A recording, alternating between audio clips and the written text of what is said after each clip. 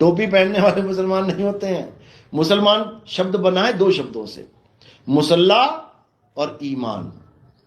मुसल्ला यानी जो मुसलमान एक दरी बिछाते हैं ना और उसके ऊपर खड़े होकर नमाज पढ़ते हैं, वो है मुसल्ला।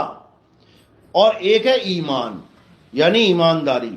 यानी जो मुसल्ले पे खड़ा होना सीख जाएगा, यानी भक्ति करना सीख जाएगा, नमाज पढ़ना सीख जाएगा। नमाज भी वो नहीं है जो मुसलमानों वाली नमाज है। नमाज वर्ड अरबी वर्ड है ही नहीं।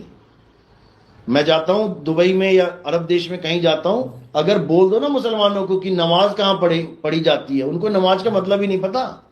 वो नमाज जानते भी नहीं है कि नमाज होता क्या है। ये हिंदुस्तान में सब हैं नमाज वाले। अरबी में क्या बोलते हैं नमाज को? सलाह। वहां पर अगर आप कहोगे कि सलाह करने जाना है मैंने, तो आपको बता देंगे जाओ। लेकिन तुम 100 बार कहोगे नमाज पढ़ना, उनको पता ही नहीं नमाज क्या होता है। नमाज जो है संस्कृत वर्ड है, हमारी संस्कृत से निकला है। नमः प्लस अज, यानी परमात्मा के आगे नतमस्तक हो जाओ, उसकी वंदना करो, उसके आगे सरेंडर हो जाओ।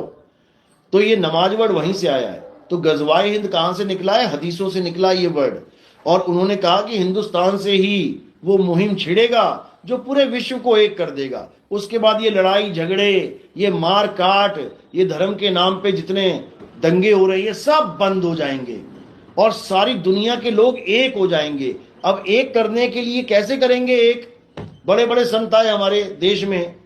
सोचो, कबीर साहब आए, नानक जी आए, रविदास जी आए, गीसा जी आए, घासीदास जी आए, मलुकदास जी आए, पीपा जी आए, दादू जी आए, नामदेव जी आए, कितने कितने संत आ गए। क्या हम सब एक हो गए? सब अलग अलग हो गए, अलग अलग पंथों में बट गए, अलग अलग ग्रुपों में बट गए। ये घीसा पंथी, ये नानक पंथी, ये वो पंथी, ये वो पंथी। यानी सब एक परमात्मा की महिमा गाने के बाद भी एक नहीं कर पाए, अनेक हो गए। अब एक कैसे होंगे? सतनाम से एक होंगे। अभी तक हम अलग अलग पंथों के ग्रुपों में बैठे हुए हैं।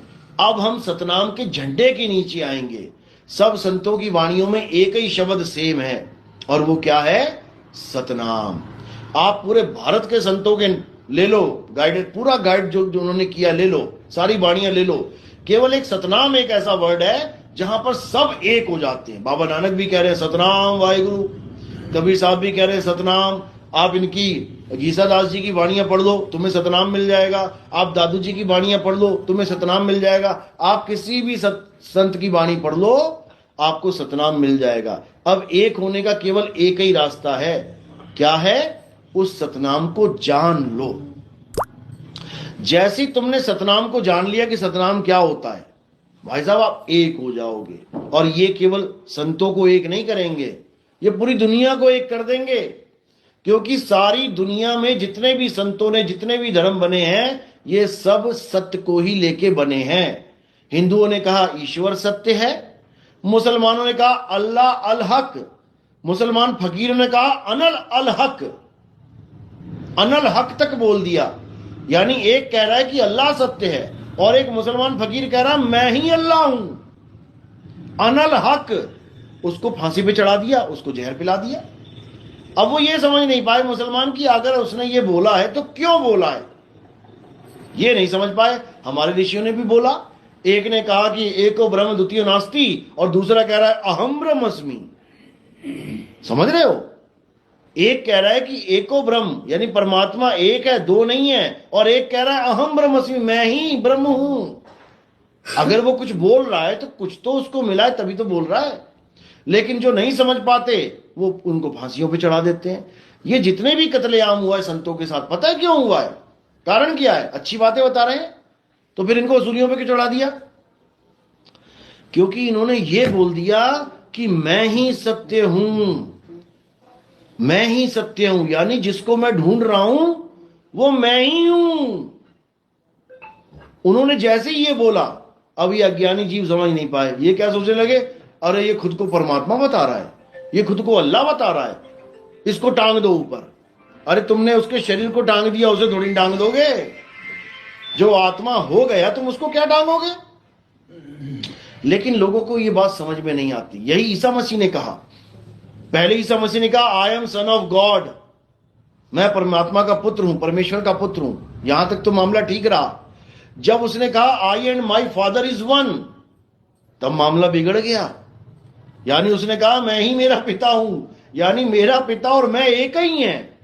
अब लोगों के दिमाग में नहीं गई ये बात, उठा के उसको सूली पे चढ़ा दिया। तो जब आप भी परमात्मा की साधना करोगे, जब आप सच्चे शब्द गुरु की साधना करोगे, एक अवस्था ऐसी आएगी जहां आप ही वो हो जाओगे। लाली मेरे लाल की जित देखूं तितलाल, और लाली देखण मैं गई, मैं ही हो गई लाल। जब ये अवस्था आपकी बन जाएगी, फिर आपके लिए कोई दूसरा परमात्मा नहीं रह जाएगा, फिर आप ही आप हो जाओगे।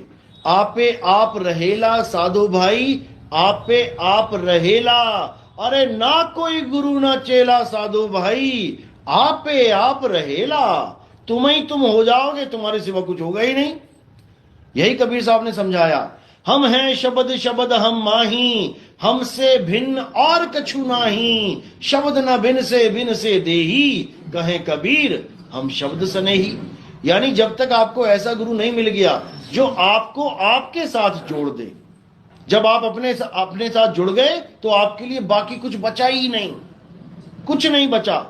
लेकिन जब तक तुम खुद को नहीं जान पाए, तब तक तुम किसी और को पकड़ोगे जाके। तो कह रहे जब मैं था तब हरि नहीं, अब हरि है तो मैं नहीं, अब मैं बचा ही नहीं, अब मैं हरि ही हो गया। हर का सेवक हर के जैसा, और भेद न जानो मानस देहा। फिर ये शरीर का भेद खत्म हो जाएगा। जो अभी लड़का लड़की औरत आदमी बच्चा बूढ़ा जवान ये बने बैठे हैं, ये खेल खत्म। अब क्या हो जाएगा, तो ही मोही मोही तो ही अंतर कैसा, कनक कटिक जल तरंग जैसा। जैसे सोने का बिस्कुट यहां रखा है और सोने का कड़ा रखा है यहां पे। अब अज्ञानी क्या कहेगा, अरे ये तो बिस्कुट है और ये कड़ा है। और ज्ञानी क्या कहेगा, दोनों ही सोना है। बस इतना भेद रह जाएगा, समुद्र और उसकी लहर। अज्ञानी क्या कहेगा, अरे समुद्र तो अलग होता है, लहरें अलग हैं। और ज्ञानी क्या कहेगा, दोनों एक ही हैं, बस हल्का सा अवस्था का फर्क है। उसी अवस्था को सही करने के लिए सतगुरु हमारे जीवन में आते हैं। सत